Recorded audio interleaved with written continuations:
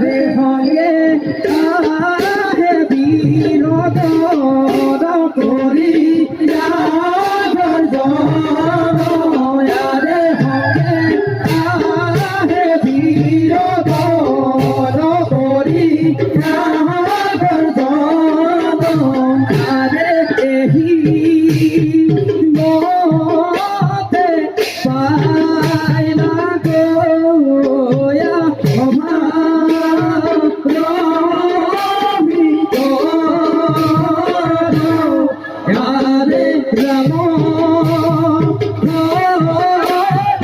রাম রাম হরি গুলা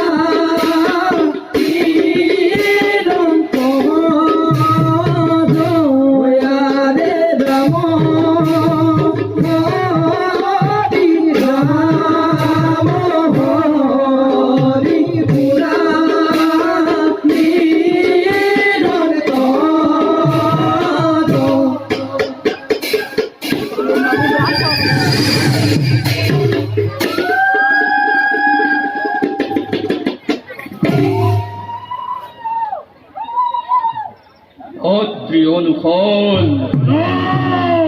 আর সেনাপতি আদিতের গর্ভজাত দেবতা সমাজে অরাজ্য পর্বর বলে সেন বলে শিরকাল শিরায়াক কাশ্যপর পুত্র আমি আর খাই দেবতা সমাজ দৈত্যকুলৰ আদি পুৰুষ ক্ষীৰদক্ষ আৰু হিৰণ্যকশিপুৰক পথিলে চলে নকর যদি আমি তার প্রতিকার নলও যদি আমি তার প্রতিশোধ অর্থাৎ দাসী দাদু রাজদণ্ড ধরার নাই নাই নাই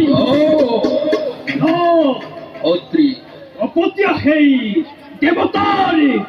অপত ফালনা ইধরে মই করু হত্য সেই আজ্ঞা দিয়া আক্রমণ করে স্বর্গপুর ধ্বংস করে ইন্দোর অমরাবতী স্বর্গপুর ফর নামত তর্পণ করো তারপর বেদর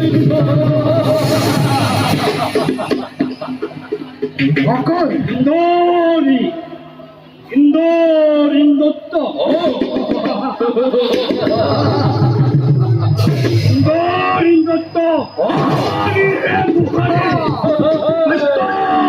তদন্ত করে সমস্ত দেবতাকে যুগে পুঞ্জীভূত হয়ে থাকা বেখুব অন্তর খুব ভালো করু পরিণত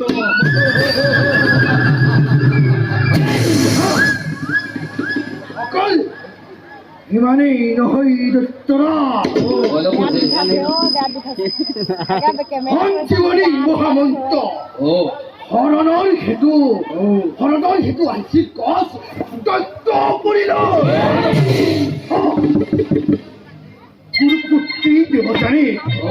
গুৰুপুত্ৰী দেৱযানীক প্ৰেমৰ সিঁদুৰ তুলি ধ্বংস কৰি অপমান কৰি গুচকল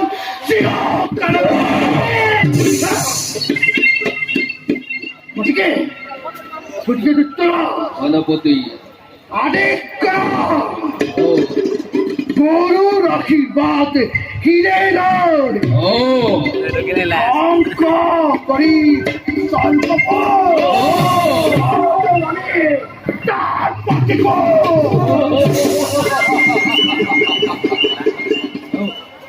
অন্তকিত মই তোমালোকৰ ঐশ্যাকৃত বাণীত অশিরে স্বর্গপুর মই করিম আক্রমণ কিন্তু কিন্তু কিন্তু তার আগে আসে আমার কর্তব্য বিষয় মহাসমর আরম্ভনের পূর্বে আমার দৈত্য বাহিনীকে কঠোর প্রশিক্ষণেৰে প্ৰশিক্ষিত কৰি তোলা প্ৰচাৰ কৰা দৈত্য বাহিনীক জীয়াই বিক্ষোভৰ বৰ আদেশী নাভ্ৰম কৰিব মই মৃত্যুদণ্ড কৰিম বিধান নিজ কৰ্তব্যত অগ্ৰসৰ আপোনাৰ আদেশে নতুন পুলিন পাৰত বোলা বোলা সেনাপতি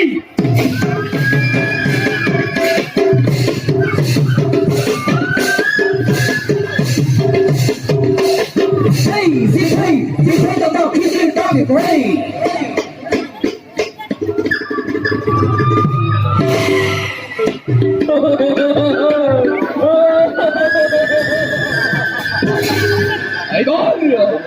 এইবার কত খারিবি তাপ রুখিন্দ ধ্বংসার খাবো আমি বল সারি করাই চাল তোর খাস দেখি তোর ঐক্য বাকির লাখার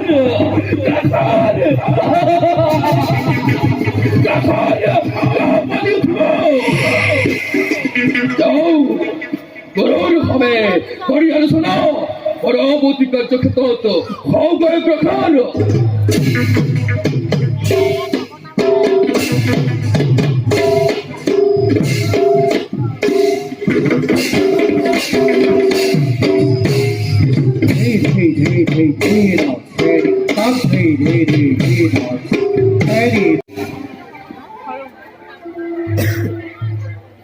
আনহাতে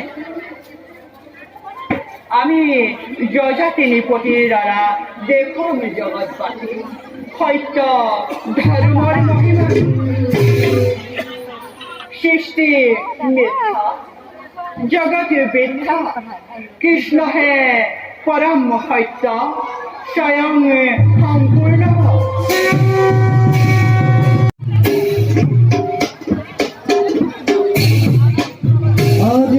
চন্দ্রবতী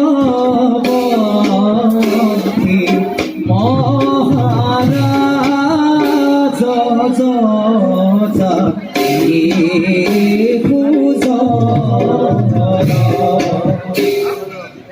খঙ্গেশ্বরে মহাবন্তী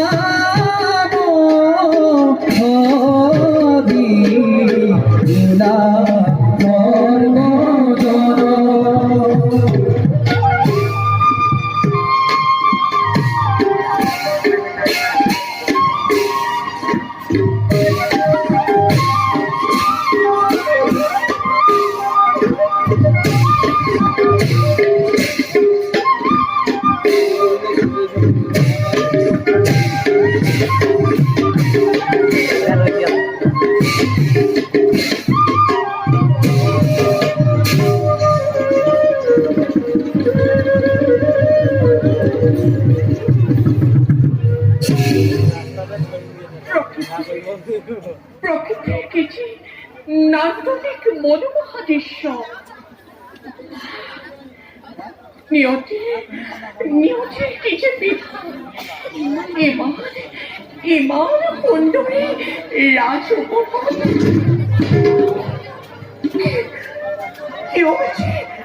হঠাতে চক্ষু লৈছে সপনে কিবা যেন অমংগল সেয়া পৃথিৱী খবৰবাৰ জাৰি নামৰ শৰ্মিষ্ঠা নাই মোৰ একোৰেই অভাৱ আৰু পৃথিৱী খবৰ স্নেহ মৰম ডাঙৰ হৈ এনেকৈ অমংগলৰ আগজাননী ঘটাব নেকি পিছলৈ মোৰ জীৱনত কিবা ঘটন হে প্ৰভু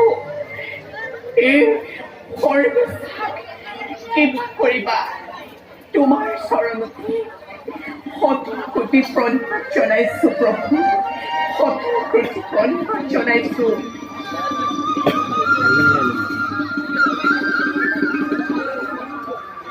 ৰাজ উদ্যানৰে ৰাখি সৌন্দৰ্যৰ মাজত ৰাজকুমাৰীয়ে বাৰু তাৰ কথা ভাবিছে নে কোনোবা আবদ্ধ হৈ তোমাৰ মনৰ পিঞ্জৰাত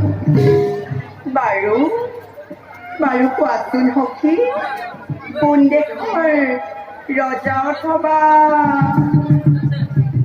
ৰাজকুমাৰ তেওঁ সখী তোমাৰ মনতে পৰা নাছিল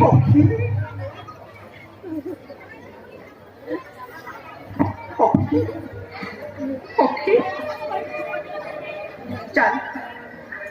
জানা সখী জানা তুমি মোৰ অতীতৰ সকলো কাহিনী তথাপিতো বাৰু উচ্চাৰণ কৰি এনে মৰ্মান্তিক শব্দ সখী কিয় সখী